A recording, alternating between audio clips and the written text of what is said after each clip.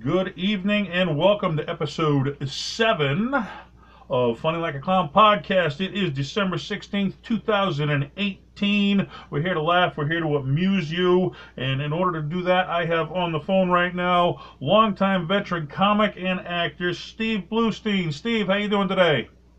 Hi, it's Steve Bluestein. Nice to meet you. Well, you're the second. I had Eddie Deason on, and I messed up his last name too. I got to start pronouncing these things, I tell you. I have a whole reel of nighttime talk show host mispronouncing my name. It's good for the bloopers reel, right? Right, exactly.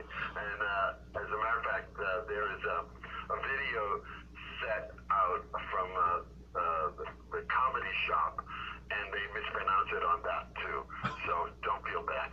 I've had it happen. I've gone to perform and they call me David instead of Dennis, so I know what it's like. But you're coming at us from Palm Springs, California. How's Palm Springs treating you? Well, well, now you're 2 for 2 because I'm coming to you from Los Angeles. Oh. I have a home in Palm Springs, but I'm in LA right now. Okay, so correct me if I'm wrong, but before he passed away years ago, wasn't Sonny Bono the mayor of Palm Springs? Yes, he was. Did you ever meet him, or? No, I never met him. I've only owned a home in Palm Springs for the last 3 years. Okay. So I don't. I'm actually new to the area. I done went down to City Hall singing "I Got You, Babe" to meet Sonny Bono, but that's just me. But I know, in checking you out, you went to, what was it, high school at Chelsea High, and I'm a Boston guy. We're coming at you from Boston. What are some of your more favorite memories of the Boston comedy scene? Well, I started my comedy career in 1972 in Los Angeles. So there was no comedy scene when I was in Boston. Oh. It all developed after I left by many years. As a matter of fact, when I lived on Warrenton Street, the club on the corner was Nick's. And I understand that that's a comedy club now. Nick's Comedy Stuff, yeah? And when I lived there, it was a restaurant. Oh, okay. So you were before the Ding Ho days and all the Lenny Clarks and Steve Sweeney's, right? Oh, yeah. I mean, I know Lenny because I was on tour with Melissa Manchester, and we went through Boston. And I had a heckler one night in the audience, and we were going back and forth.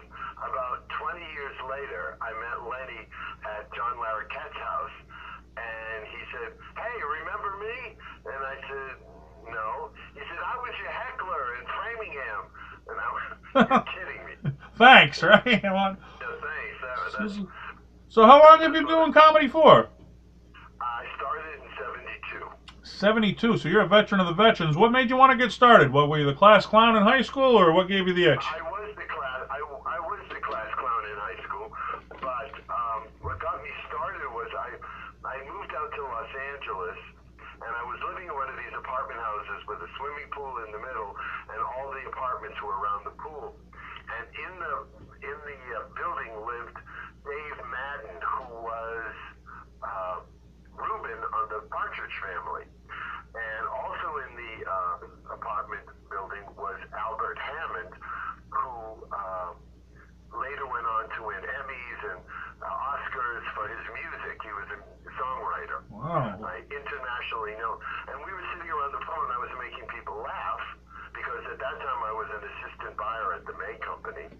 And Dave said to me, "You know, Steve, you could do this professionally." And Albert backed him up. He said, "Yeah, you could." And Dave said, "You know, there's this club that just opened up. It's called the Comedy Store, and I'm going to take you there." And that night, Albert Hammond and Dave Madden took me down to the Comedy Store, and we sat in the audience, and I saw what the guys were doing, and I said, "Oh, I could do that." So how did you do? How did you do your first time up? The first time I got up, Sammy Shore, who was the owner of the club at that time, came up to me and he said, "Kid, you got the sound. You have the sound. Keep coming back."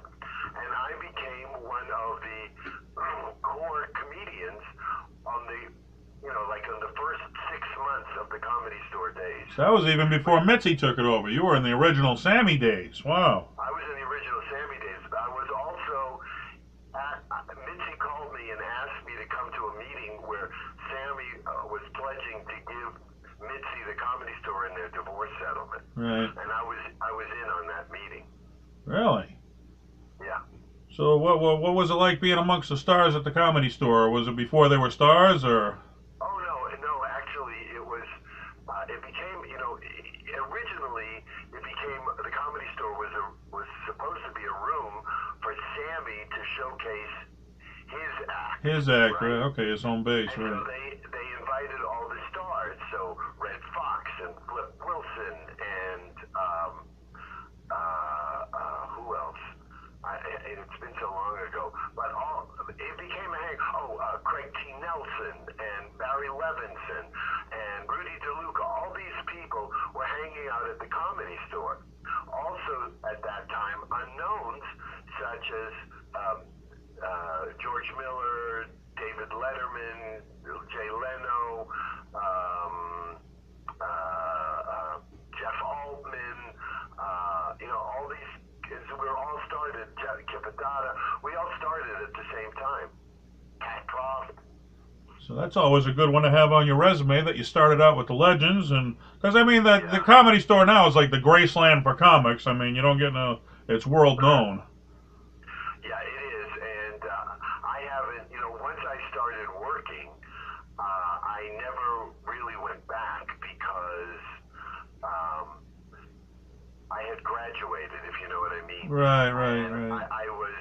I had learned the craft, and then I started working, and I was working nonstop for years. It's like when you get older and leave your parents' house, it's time to go out on your own, right? Well, it's like when you graduate high school. It's time to, you see these guys that are hanging out at the high school after they graduated. And I didn't want to be one of those guys. Right. So being a traveling comic, I know you've done, Vegas, Atlantic City. You've been all over the place, and I know I hear from a lot of the veteran comics the road's a tough place to be. I mean, what's it like being on the road as compared to being a home-based comic? Oh, it's a nightmare. I hated it. Really? I did it for 20 years, and I literally hated it, which is why I stopped doing it. And that's when I became a writer, and that's when I started writing TV shows. Was it tough living out of a suitcase, or what part of it did you hate the most? I mean, I hated everything about just everything. Just going into a hotel room that I never knew, never knowing if the sheets were clean, or going into a town and not knowing anything about the town or the people. You sacrifice time with, family and friends also to be a traveling comic for sure. But as you mentioned, you went on to be a writer for Norman Lear. How did that come about? Well, I had been signed to ICM, which was one of the biggest, like William Morris, ICM. They were the biggest agencies in town, and I was signed with them, and they were getting me work on the road. But like I said, I wasn't happy working on the road, and so there was a casting director by the name of Rhonda Young, and she was casting a show called The Loman and Barkley, which was a syndicated talk show. And she came up to me one night at the Improv, and she said to me, I'm casting this show. And I went, oh, really? And she said, yeah, no, I don't want you on the cast. I want you in the writer's room. I said, really? I've never done that. She said, you can do this. You can do it. And so that was my first writing gig. And from there, once you get your foot in the door, you just work. Right, it's easier to go once you're in, right? Because you know people. Right. And like, I wrote the Brady Bunch Variety Hour, and that happened because my manager at the time was also Florence Henderson's manager. And so he got me an audition, not an audition, but an interview with the head writer, and the rest is history. I got it. From there I worked for Norman Lear, and from there I wrote the new Candid Camera, and well, yeah, some of the things you're working on now. What is it? A Totally Hidden Video for Fox and staff. You're on the staff for 13 East for NBC, right? Right, exactly. And each part of show business is harder than the next. Because traveling on the road was a nightmare, but working on these sitcoms, we have to churn out this stuff, and you work 12, 14, 15-hour days is another nightmare. Sure, because if you're working for Fox and NBC, you're expected to deliver. I mean, that's the big time, right? Well, yeah, of course. But and so once I retired from writing for television, I decided, well, you know what'll be easy? I'll write plays because, you know, you just put them in theaters. Well, so I took a couple of years off and I wrote 7 plays. And then I learned about the nightmare of trying to get a play produced. It's just, like I said, each area. It's a whole battle in itself.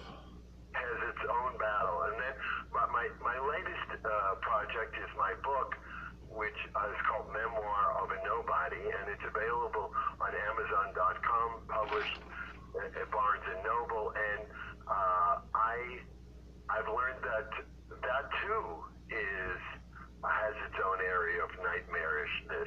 So it's more than just writing down your jokes if you're going to be a writer or write a book. I mean, there's a lot more effort in it than simply writing down funny stuff, right? Oh yeah, I mean, there is the business of show, you know, and you have to not only be talented and be able to write, but you have to know how to manipulate the world of the business. And a lot of it, you know, the old expression is it's who you know. 90% of it is who you know. Welcome to show business, right? Yeah, exactly. That's why so many children of stars are stars, because they know, these kids know the agents and the managers and the casting people, and the casting people want to be in good graces with the stars, so they cast their children. I mean, just think about how many children of stars are working. It's mind-blowing. It's mind-blowing. I just had on Sandy Helberg, and his son is on The Big Bang Theory. It's like, well, Right, when you I get... know Sandy very well. He had the connections, right? Well, Sandy was in the Groundlings, and I was in the Groundlings, which is an improv theater, and started by Gary Austin, who was a regular at the Comedy Store. This is how incestuous the business is. So Gary started this workshop called an improv workshop, and then that improv workshop, which I joined from day one, then later became the Groundlings, which later became the launching spot for all these stars. Right. You know, on Saturday Night Live and Sandy, and you know all the. Yeah, it's The legends, and they didn't even know it back then. They went on to be the legends, right? Well, you know Pat Proft, who wrote Airplane and all those Zucker films, and he's written maybe 25 films, big box office films. He was one of the original people at the Comedy Store, and he and I used to sit around saying, you know, we really should be writing this down, because what we're witnessing is history. History in the making, right? Right, history in the making. And then we thought, no, it's not such a big deal. Well, now Pat and I talking, so why the hell didn't we write it down? You'd have a book in itself right there. Yeah, exactly. Well, a lot of my book, Memoir of a Nobody, is about those years. I mean, I tell all the backstage stories and what it's like to open from Donna Summer, Barry Manilow, or Melissa Manchester. I tell all those stories, but I also tell the stories about the early days of the Comedy Store. And those are some of the funnest stories. The stuff that happens behind the scenes is sometimes funnier than the stuff that happens on stage. Yeah, it really is.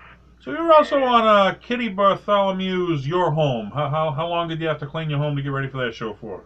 Well, I bought a house in Bel Air, which was a fixer-upper, and it turned out, and I renovated it. I just started from the top floor and just worked my way down. And to tell you the truth, I can't remember how HGTV got to me.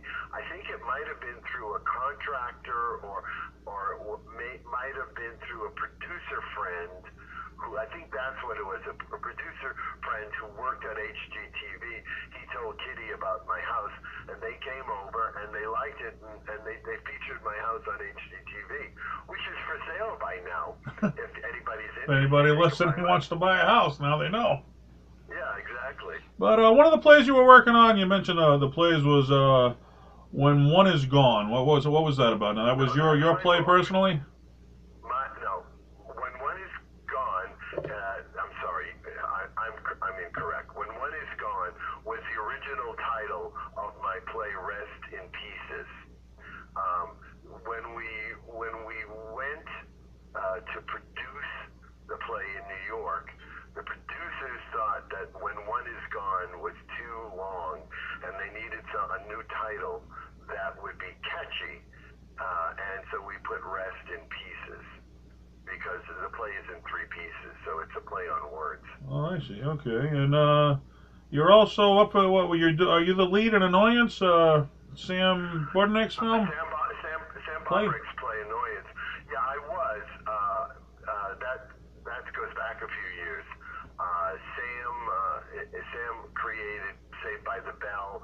He wrote the book for The Wiz. He's like a father to me. I absolutely love this man, and we send each other the most vile, disgusting emails that anyone. I mean, Sam and I are thinking that we should turn them into a book. I think I sent him one this morning. I said, last night I had dinner with Richard Benjamin and Paula Prentice, and you weren't there. It was delightful. And it's true. I had dinner with Richard Benjamin and Paula Prentice last night. Of course, you always razz your good friends. But if you had to choose one, what's your first love? Would it be comedy or would it be acting? Well, it's comedy, but my first love is writing. Writing's your first love. Because I have an office in the house and I can sit here and write all day long, never have to leave. You know, when you're on the road for 20 years, the last thing you want to do is go on vacation. Right. You're permanent. So for me to stay home that's a treat for you, right? It's a treat. Yeah. Most people's treat is to leave the house. My treat is to stay in it. Now you're an improv comic as opposed to a set comic where, like Robin Williams, you'll take any situation and make it funny, and every night's different. Where a set comic, they'll do a certain set, and if you hit a good joke, you can't wait to tell it over and over again. But I mean, is that something you take pride in? Is every night they see you, it's different? Yeah, every night it's different. I am an improv comic because of my training with the Groundlings. All my Groundling trainings. Now there is an episode of a show called Make Me Laugh that was me, Gallagher, and Gary Shandling. And the woman, the show was about comics trying to make a contestant laugh. And in order to keep herself from laughing, this woman did the Lamaze blowing episode, Lamaze episode. And because of my improv training, I took her Lamaze actions and I transformed it into something else, into a pigeon, which I strutted around the stage, and then Gallagher got up and he did it, and then Gary did it, and that changed the whole face. You made it into something funny, right? Yeah, it turned it into something fun. So I'm very proud of my improvisational skills. I use it every night. You know, I have set material, but I stop and I talk to the audience, and if something the audience member says triggers a piece that I have, and I then use that piece and I go on. So you can see me 10 times; it'll be a different show every time. It never gets boring, right? I basically did that for myself. I think I was working at Caesar's Palace, and I was on stage, and I just stopped in the middle and I looked at the audience and said, if I have to say these words on one more night, I'm going to kill myself. Enough's and the audience enough. laughed.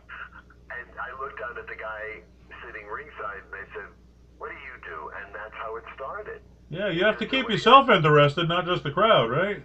Well, yeah, because if I'm interested, then the crowd will be interested. If I'm not interested, why? Yeah, why are they going to listen, right? Yeah, exactly. All right, I have a sponsor here on Funny Like a Clown podcast. I got to mention them real quick. It is G Vegas barbecue sauce for the sweet, spicy, savory taste of game time. There is only one G Vegas, and I'm a big fan of buffalo wings. I like them. But one thing I wanted to get into is you were on an evening at the Improv, and that's like the holy grail for a lot of comics back in the day, just to put that one in your credit. But how did you go about getting that gig? I get it through my agent, through ICM. They book.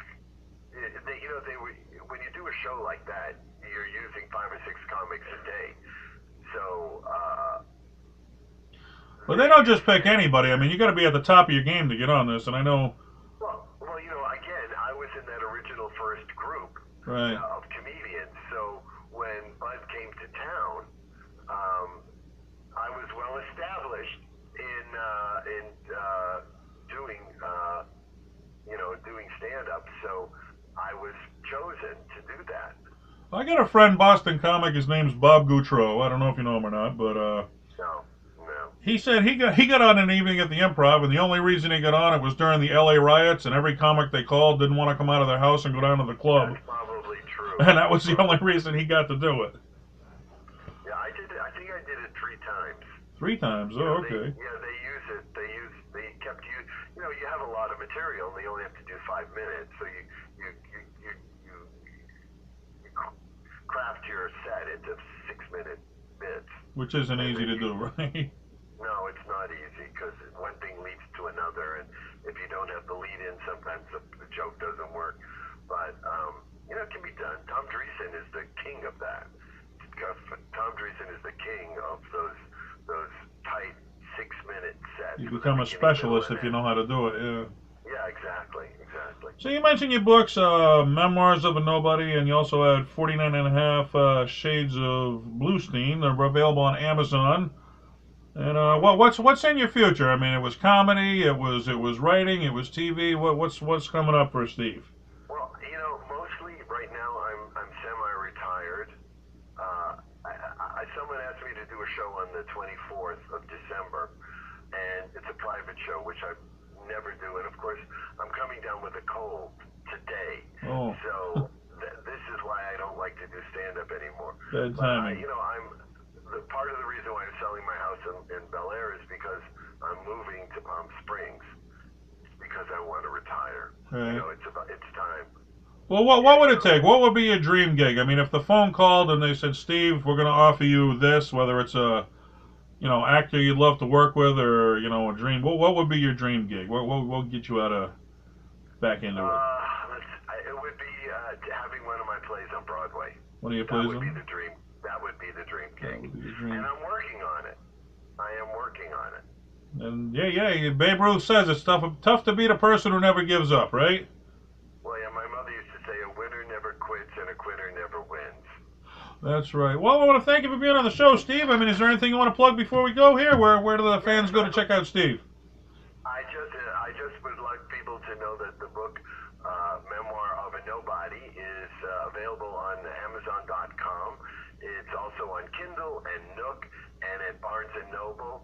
And for enough money, I'll come to your house and read it to you. For the right amount of money, you can do anything, right? Right, exactly. Just about. Thanks again for being on Funny Like a Clown podcast. We wish you luck with your books and your plays in the future, and take care. Well, thank you very much.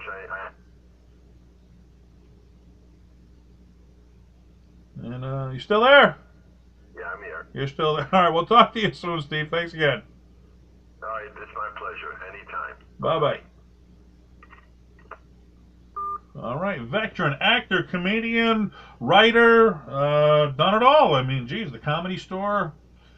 What else can you do? Steve Bluestein. I think I said it right that time. I got to work on getting these names right. But thank you for tuning in. Funny Like a Clown podcast. I'm Dennis Wirth. Until next time, keep laughing, folks.